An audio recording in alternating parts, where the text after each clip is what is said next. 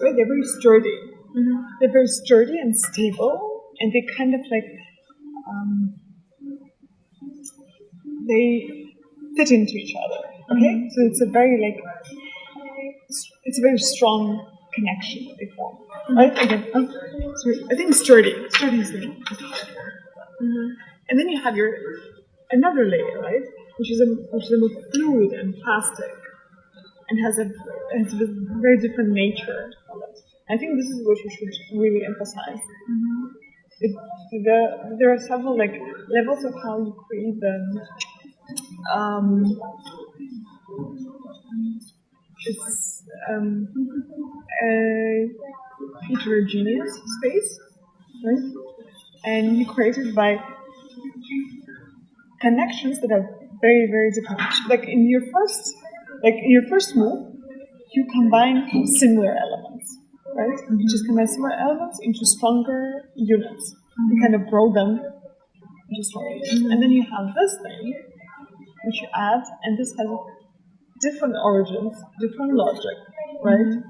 And it kind of introduces a way of introduces a softness into it. Mm-hmm. Okay? So you have this contradiction of very sturdy connections, mm-hmm. and a fluid floating inside layer between them. Okay? Yeah. Okay? I think that's what you're doing. Yes. And by these two movements, you create a series of different combinations of in-between spaces. Okay? Mm-hmm. So your voids in your voids, your voids, your absences are created by two movements, basically. Mm-hmm. You again sturdy connection of units, of mechanical units, and then almost a free floating, almost liquidy. It's almost liquidy and soft, uh-huh. and very flexible. Mm-hmm. Stretchy feeling. Mm-hmm. It looks stretchy. Yeah. Mm-hmm. Sturdy versus stretchy. And then you also have the layer of machinery. Yes, the third. And in machinery, it's for me, it's still more of a mood thing than a formal operation. Operation for... Because I describe you have two formal operations. One where you kind of link the units of similar nature to each other, and then you have a very foreign object, almost like a foreign surface that invades it and kind of drapes inside of it. Mm-hmm. But then, so these are formal, two strong formal gestures that you're making, right? Linking things, and then just draping this thing very softly inside. Mm-hmm. Yeah. But then the third thing, with those cranes, I just think it's a bit it's outside of this list of things that you're doing. It's slightly different. Mm-hmm. It may be visually more strong, but conceptually it's not. It does not stand in the one line with those two things. Mm-hmm. You see what I mean? Yeah. It's different. It's a different operation. It's not an operation in my sense, because you don't operate geometry with it. You just bring objects or bring reminiscence of it. And so I'm just thinking, how do we say this in that?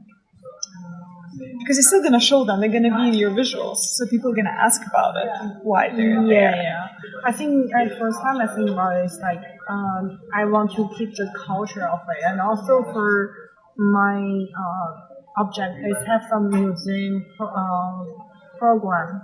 So I put the crane element inside the museum program, like put some of it inside and into the fantastic figure. So the different material and the different scale will be have a big contrast. Yeah. Like I try to keep the old existing crane element like a sculpture and to show the history of the old duck hair. This is what I'm thinking about. It's very weak argument. I'm sorry. Yeah. It's very weak and it's very banal. That's why I don't like it. I don't say that they're bad. They're there, but the argument that you're making for bringing them there does not hold the water. Yeah. So you have to find another way of how to talk about them because. How about I try to use like the different scale of like the technological sublime of the crane to create another between space, like the different scale. Okay, yeah, I think you're misunderstanding the technological sublime. Technological sublime is about the idea of being overwhelmed by something, of being fascinated but overwhelmed and not being able to control it. This is the feeling that is the technological sublime. And it comes from the romantic notion of the 19th century of romantic painting, where painters started depicting big storms or like all sorts of like natural conditions that we could not explain. We were fascinated with it, found beauty in them, but at the same time there was a certain fear of not being able to control them. So this is the original idea of sublime. The technological sublime is basically a continuation of this line of thinking, but the idea is that you see it, you cannot grasp it, you can't understand it. It's beautiful to you, but you don't know how to control it. So there is a danger in it, you know? And this is where the problem is that I have with when you're talking about it, when you just like patch it on your project. Because it's a whole like line of thinking. If you just drop it during the presentation, like, people are gonna like immediately start chewing on it. You know, it's such a over-discussed term in the last 5 years that if you're talking about it, then it has to be like inherently intertwined with everything you're doing in your project. Because you cannot just like have it in one sentence. Okay? So that is my problem with it. That you're basically, it's a dangerous path to take. And you don't have time now to like delve into the ideas of technological sublime. And I think just like 10 cranes standing next to each other do not hold technological sublime. Like, you know what's people interpret, like, if you have,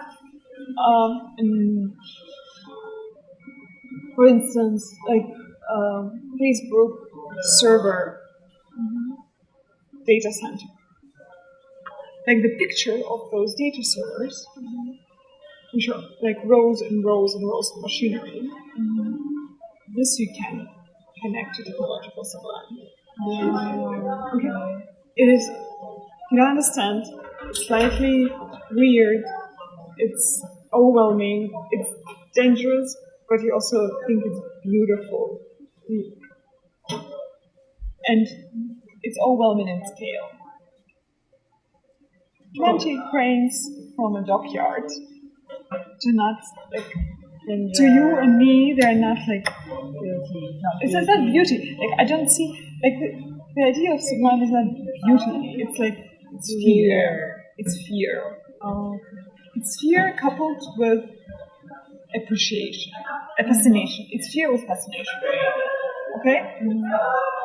When I look at cranes, I might like them. They're like retro and cool, and I'll take a picture. But I'm not scared of that. Maybe 60 years ago, like 100 years ago, right? If I would see that, I would be like, oh god, those machines, they're scary. I don't know if they'll start walking any day. You know what I mean? Yeah, I know. So that's it. Because what you're doing more is like you're just like sprinkling as a garnish cranes around. Yeah, and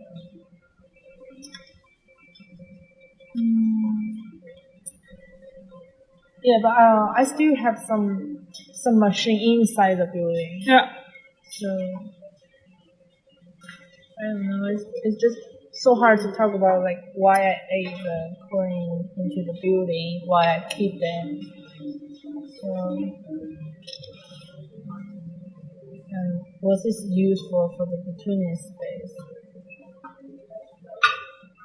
I think at the first time, I think the between space is all about like create a third element, like create a like when different programs they come each other, they will create another like different space. And also when I add the another figure, it will be create another level between space. And when I add the print of it, I hope to use like the different scale between the machine. I know what you're gonna do. So all of your cranes, they're basically the same scale, same size, right? So you can say that by inserting them into your between spaces created by your two volumetric gestures that we just discussed. You know what I'm talking about, right? It's like two types of volumetric operations you're doing. Sturdy connections of units and draping of your thing. Draping of elastic material. Elastic-like surface. Skin. Right? Yes. Understand it? No. I understand this too. Okay, good. So by these two operations, you create the range of between spaces, right? Of different sizes. Different sizes, right?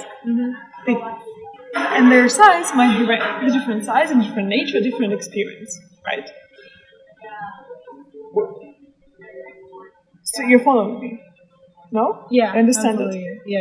Right? Yeah. Okay. Stop me when you stop understanding. Okay. So you do have this range of space, which is some small and like maybe very like busy with surfaces and connections. One is very wide and bright, and it might be like I don't know, performance space or something like this. Some is like 3 level tall but narrow. Okay, so you have this like range of different spaces created only by two operations, but they produce like an infinite amount of interesting conditions, right?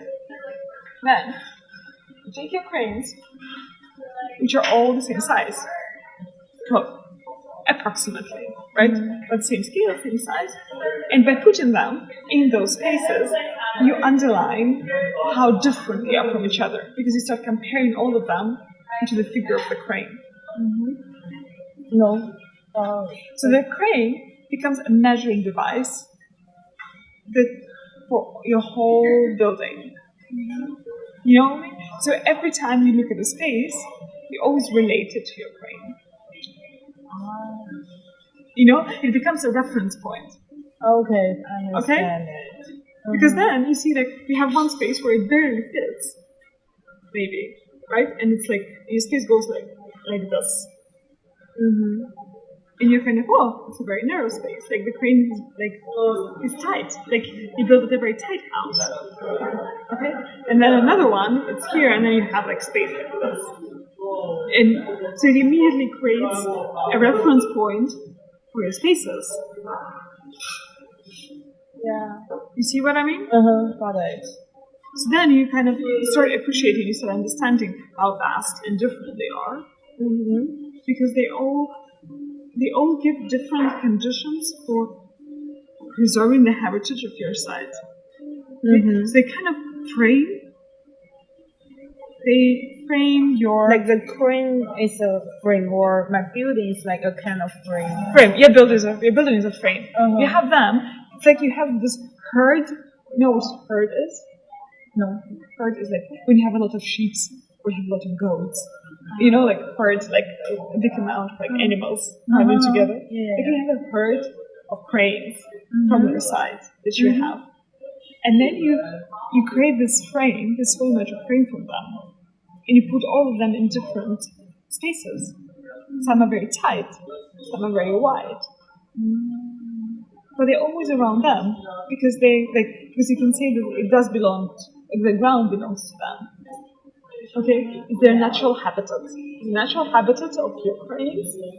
And you just drape or combine your sturdy elements around them. And you give them a new house that way.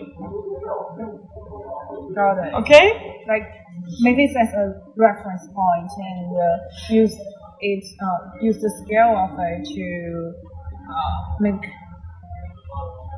a rule of the other. To make comparisons. Yeah. Got it. Yeah. And then to see clearly the difference between all those weird spaces that you create. Because you would always relate them to that. You would always have. You would have also at this point, and it's a reference point because if they were there, or there's something that is there, it's there, they own it, it's like they inhabit it. They talk about this, so the cranes, they inhabit. Have the space, and you don't want to perform this colonial act of removal. You keep them. So it's in a way, it becomes almost a restoration project, like quote unquote, okay? What's that called? Restoration, like not in a literal sense, restoration, right? It's kind of like, so you're so, like if you would have a historical building, right? You were always so careful, right? Like you keep some parts, some you remove, but you're very respectful to it, right? When you do a restoration of a historical building. So you're basically having the same approach to an industrial site, as if you're restoring it. You know, so you're keeping them. You're like, well, no, they're here, they belong. We're not going to remove them. But I'm going to create all these weird experiences around them. So they're not going to interfere. They're not going to participate. They're not going to interfere. But they would be like, they would be the witnesses of the change. Okay, do you know who witnesses? No. Ask me if you don't understand something. Ask me, please. Okay. What's the witness? Is like when the crime is committed. There are people who saw it. They're called witness. How to spell it? Someone is over there, like beating someone up. You and me were witnesses. We saw it happening. Okay. We saw it happening, and we can testify. We can testify, and we can say, okay, this is what happened. I saw it with my own eyes. Okay, this is called witness. You understand? Yeah. So Ukrainians, they become the witness of this transformation. Okay. Repeat it. Like the coin is reference, like the reference point, and the witness, like to help people to know, like the difference between each intersection space. Between the space that you create here. Is this one? Yes. And then you have two movements, right? Like one is like two units pumped together. Two sturdy, strong volumes that form connections. Yeah. Then you have another one which is smooth, elastic, penetrating surface, skin. Right? Good. All of that build around those things that are witnesses to the transformation of your site. At the same time, the reference points, which can help you compare the volumetric conditions of the in-between spaces that you created By these two things. uh-huh. Okay? Uh-huh. Got it. Got it. Yes. Got it? Yeah. Sure. Sure. But do you know how to spell the root name? It's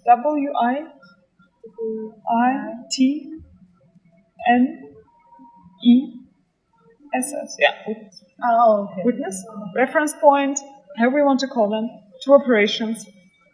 Okay? Like a very gentle transformation of the area, which we do. Okay?